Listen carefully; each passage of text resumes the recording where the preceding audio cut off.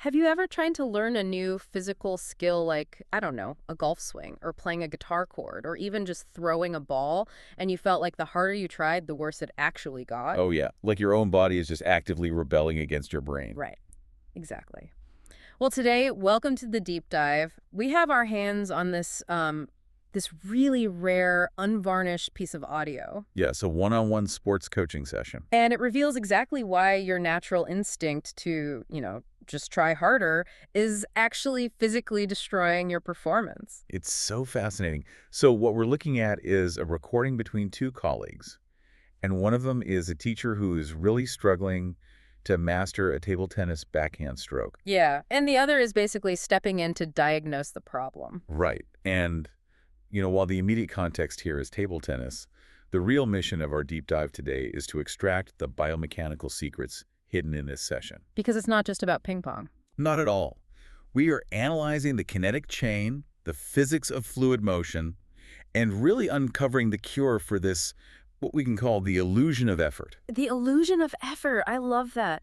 Because these principles, they really translate to almost any physical endeavor you can imagine. Absolutely. So the frustration in this teacher's voice at the beginning of the audio, it is just so palpable. Well, you can practically hear the exertion in the room. Yeah, they're trying so desperately to get power into their backhand, but they just feel totally disconnected from the movement. The swing is awkward, the power isn't there, and like you said at the start, the harder they swing, the weaker the shot becomes. It's the worst feeling. Yeah. But then the colleague offers this single, really counterintuitive piece of advice, and it alters the physics of the shot entirely. Yeah, the colleague basically listens to the struggle and immediately identifies this deeply ingrained, really flawed physical habit. Which is? Well, the teacher is suffering from something we can conceptualize as the two-beat trap. Okay, I want to spend some time on this two-beat trap because, honestly, it feels like the default setting for human anatomy when we learn something new. It really is. The teacher is basically relying entirely on brute force to just get the ball over the net. Right, and the audio details the physical reality of that brute force, right? Yeah, exactly. Yeah. The teacher's trying to generate power by isolating the muscles from, like, the wrist up to the palm. Just the arm. Just the arm. And critically, they're applying maximum tension during the entire sequence of the movement. So they're clenching their muscles tightly when pulling the racket back toward their chest like during the preparation phase. Right. And then they maintain that white knuckle tension all the way through the forward swing, too. So if I'm understanding this, the nervous system is sending a flex signal on beat 1, the pullback, and then it is still sending that exact same flex signal on beat 2, the forward strike. It's just constant, unbroken muscle activation. Which is a complete biomechanical disaster if you want to generate speed. I can imagine. Yeah, the teacher notes the physical result of this tense two-beat motion on the tape. Yeah. The ball just acts like a blunt smash. Right, it travels in a completely flat line. Exactly. Because the arm is rigid and locked up with constant force, Yeah. there's a total lack of acceleration at the point of contact. So the racket just clunks against the ball. Yes, with almost zero friction between the rubber and the plastic. And, well, in racket sports, no friction means no spin. Which leaves you with a flat, blunt, really vulnerable shot. Spot on. Listening to them describe that stiff, forcing motion, it really makes me think of driving a car with the parking brake securely pulled up. Oh, that's a great analogy. Like you're mashing the gas pedal, the engine is absolutely roaring, you feel and hear all this incredible effort happening, but the vehicle is barely lurching forward. Right, you're just burning energy to fight your own machinery. Exactly. But why is our natural instinct always to tense up the whole arm when we want to hit something hard? Well, that parking brake analogy highlights the physiological reality perfectly. Human beings intuitively equate muscle tension with power. We think, I need to hit this hard, so my muscles need to be as hard as rocks. Precisely. We mentally prepare for a physical impact by bracing ourselves. It's almost like this evolutionary fight-or-flight response. Yeah. We armor up. But in sports, bracing is the enemy, right? Tension creates resistance. When the teacher tenses their arm on the pullback, they are simultaneously contracting their triceps and their biceps. Oh, and those muscles do opposite things. Exactly. They're literally arm wrestling themselves. Engaging the braking muscles while trying to accelerate basically caps your speed before you even start moving. Wow. And you can't play an entire game fighting your own parking brake. Eventually, the body just exhausts itself. And the technique completely breaks down. That is exactly what the colleague in the recording notices. So they stop the session. Yeah, they stop it and offer the intervention that cures this whole illusion of effort. Okay, so what's the fix? What's the cure for the two-beat trap? The colleague outlines a completely different approach to the nervous system's role. The mandate is simple, but incredibly difficult to actually execute. Lay it on me. The arm must remain completely relaxed, almost heavy, really, during the preparation phase. So absolutely no tension on the pullback. None. The force should only be applied in one single explosive rhythm, occurring at the exact microsecond the racket makes contact with the ball. Just a single isolated beat of force. Just 1 microsecond of tension, One beat. a single beat. And the audio captures this dramatic shift in real time. Oh, I loved this part. The teacher tries the new instruction, right? Yeah. They consciously relax their arm on the pullback. They just let it drop back smoothly and comfortably without gripping the handle tightly. And then they only spike their muscle activation right at the exact moment of impact. And the physics of the shot change instantly. It's wild. The teacher remarks with, absolute surprise that the ball suddenly has a massive amount of friction on the racket. You can actually hear it biting into the rubber. Wait, I need to pause and look at the mechanics here because I want to make sure the underlying logic is clear for everyone. Sure, let's do it. If the teacher is essentially using significantly less muscle tension overall, Right. and they are only activating their arm muscles for a tiny fraction of a second, how is the ball coming off the racket with more power and more spin? It seems wrong, doesn't it? Yeah. If I use less effort, the resulting force should be weaker. It honestly feels like a violation of basic physics. It feels like a violation until we separate the concept of mass from the concept of acceleration. Okay, explain that. Power in throwing or striking or swinging. It doesn't come from pushing heavy weight. It comes from whip-like speed. Ah. A relaxed muscle can contract and accelerate significantly faster than a muscle that is already tense and rigid. That makes total sense. So by keeping the arm relaxed during the backswing, the teacher removes all that internal resistance. They aren't arm wrestling themselves anymore. Exactly. They allow their arm to reach its absolute maximum velocity right at the point of contact, rather than maxing out their speed early in the swing. So the constant tension was acting as a literal speed limit. Yes. By relaxing, the racket is traveling much faster through the air when it finally meets the ball. And that burst of speed right at impact creates that deep friction the teacher noticed, Because the racket is moving faster, so it brushes the ball violently. which generates heavy rotational spin. And the trajectory of the ball transforms dramatically because of it. Instead of that flat, frictionless smash that just sails out of bounds. The ball now travels in a beautiful, heavy arc. The spin grabs the air pressure around the ball and forces it to sharply dive downward at the very end of its flight path. Giving the teacher shape, control, and aggressive speed all at the exact same time. Exactly. But wait, if the arm is totally relaxed during the windup, it's essentially dead weight for the first half of the movement. Right, it is. It is just hanging there. So where is the energy actually coming from to propel this shot? I mean, it can't just be a split-second wrist flick doing all that damage. And this brings us to the fundamental core of biomechanics, which, by the way, the teacher discovers just moments later in the recording. We were talking about the kinetic chain, right? Yes, the kinetic chain. Yeah. The teacher has this really profound realization about weight transfer. Okay. Under the old, flawed technique, their arm was stiff from the wrist all the way up into the shoulder joint. Right. Because it was stiff, it acted like a closed, locked door. The kinetic energy generated by the larger muscles of the lower body, like the legs and the hips, was entirely blocked. Oh, wow. So the energy couldn't travel up past the shoulder into the arm? Exactly. So the arm was essentially isolated from the rest of the body. It was trying to do all the work by itself, using only a tiny fraction of the body's total muscle mass. And doing it poorly, because let's face it, the arm muscles are really small compared to the legs. Yeah, definitely. But the moment the teacher relaxes that arm during the preparation phase, that closed door swings wide open. The audio details how the energy suddenly has this clear, unobstructed path. Right. It originates from the ground as the feet push off, twists through the massive muscles of the hips and core, flows up through the torso, and snaps out into the relaxed arm.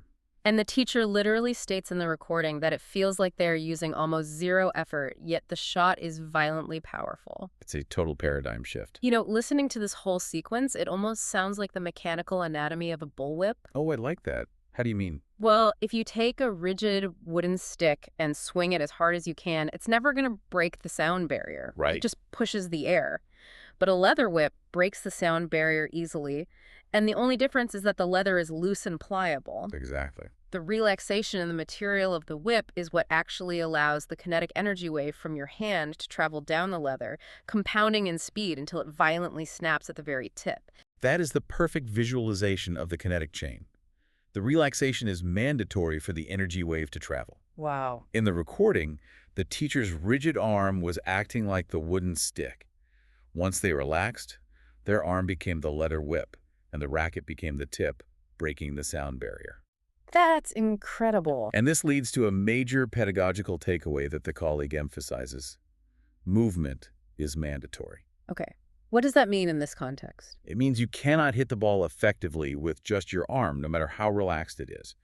Proper technique requires moving your entire body into the correct position before you even begin the strike. Right, because if the energy has to start from the ground up, your feet have to be firmly planted in the right spot to initiate that wave. Exactly.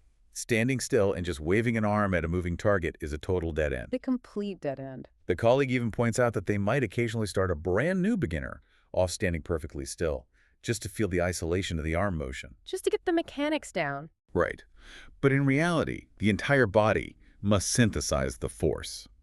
The energy transfer from the legs and hips to the arm only works if you have established a grounded base. So the sequence has to be, you move your feet, you plant your weight, you relax the arm, and then... Snap. One beat of explosive force at the exact moment of impact. Okay, I get how this relaxation and kinetic chain sequencing creates a devastating single shot. If the ball is lobbed perfectly to you, you have time to plant, relax, and whip. But racket sports are chaotic. Very chaotic. You are returning shots in fractions of a second. Right. In a real rally, you're switching from forehand to backhand constantly. Right. If your arm is totally loose between every single shot, aren't you too relaxed to react in time? It feels like the technique would just fall apart under pressure. And that's exactly what you'd think. The players in the recording have the exact same concern, and they move immediately from theory to stress testing the technique. Oh, so they put it to the test. They do. They run a highly specific, high-speed drill to future-proof this new mechanic. What's the drill? It requires the teacher to hit 2 repetitions of this new, relaxed backhand, followed immediately by constantly alternating between forehand and backhand shots. Just nonstop. Nonstop. The ball is coming back across the net every half second. So there is absolutely zero time to think about muscle fibers or kinetic waves. It is pure reaction and transition. Pure transition. And this is exactly where the genius of the relaxed one-beat method truly proves its worth over the old brute force method. How so? Well, the colleague brings up the physical requirements of topspin. In modern sports, topspin is the only way to keep a ball hitting at maximum velocity from flying out of bounds. Right, you needed to dip down. Exactly. The physics of topspin require you to brush the ball tangentially, like graze the top of it, rather than hitting it dead on. Okay. If you drag the stroke out using that old, rigid 2-beat tension, your wrist is too stiff to create that tangential brushing angle. Because it's locked up. Yes. You lose your rhythm entirely. You end up hitting a weak, flat shot because you literally cannot manipulate the racket face fast enough while your muscles are clenched. Because your forearm is too busy fighting itself to articulate the wrist. Exactly. Furthermore, during this alternating drill, the teacher realizes something critical about transition speed. Which is? When the brain panics because a ball is coming fast, the instinct is to tighten up to prepare for the block.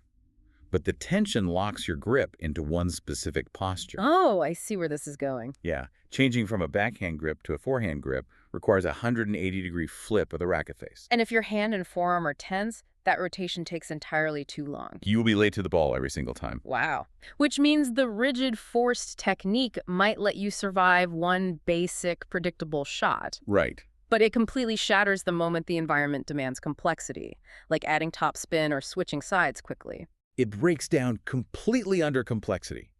By actively commanding the nervous system to relax the arm entirely between every single strike, the teacher found that the racket could easily and fluidly flip to whatever angle was needed for the next incoming ball. That's amazing. The relaxation isn't just about unlocking power from the kinetic chain. It's about preserving your physical agility. You know, it is incredible to hear the shift in the teacher's voice during this drill on the tape. It really is. They aren't just taking this as a personal victory so they can go win their next weekend tournament. There is a massive pedagogical shift that happens right there. Yeah, the recording concludes with the teacher really zooming out and looking at the bigger picture of how physical skills are passed down. Right. They realize that this relaxed kinetic chain method must absolutely be the foundational way they teach the next generation of younger players.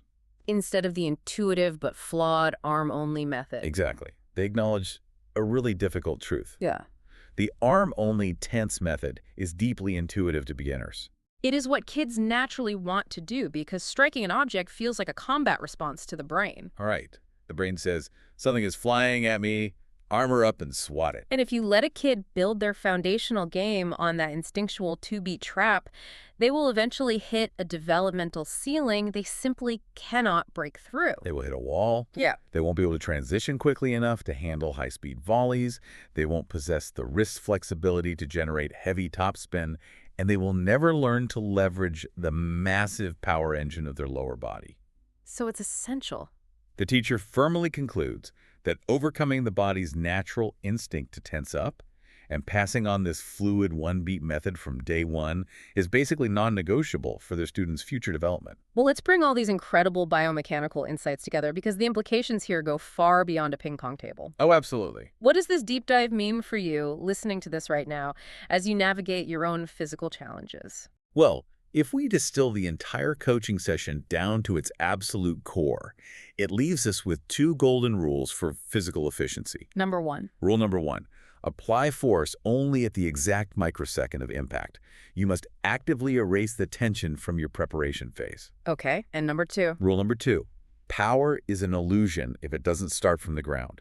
You must move your whole body into position first, allowing the kinetic chain to flow freely up from your feet rather than just swinging an isolated, rigid limb. That is so powerful. So whether you are an athlete trying to fix a golf swing that keeps slicing into the woods, or a musician trying to play a rapid piano scale without your forearms burning out, or just someone picking up a brand new physical hobby. Remember the illusion of effort. Yes. Trying harder does not mean tensing more muscles. Tension is the enemy of power. It really is. Tension is the enemy of speed. The relaxed whip is the one that cracks the loudest. To achieve your maximum physical output, you really have to master the deeply unnatural art of physical relaxation. Exactly. But, you know, I want to leave you with a final, unmentioned concept to mull over on your own. Oh. Yeah. We've spent this entire deep dive analyzing physical mechanics, torque, and kinetic chains. But what if this exact same one-beat principle applies to our mental lives, too? Oh, wow. I like where this is going. Think about how much cognitive energy we waste tensing up and stressing about an upcoming meeting or a difficult conversation hours or even days before it actually happens. We brace our minds the exact same way the teacher braced their arm on the backswing. Exactly. We exhaust our nervous systems fighting a ghost, wearing ourselves out before the ball even crosses the net. We burn out before the impact. Right. What would happen if we learned to stay completely mentally relaxed during our preparation phases? Saving all our focus, all our clarity, and all our intellectual force for the exact moment we actually step into the room. That's a profound thought. What if the hardest, most complex problems we face just require us to stop gripping the handle so tightly? Thank you for exploring these mechanics with us today. We hope you take a little less tension and a lot more power into whatever you tackle next.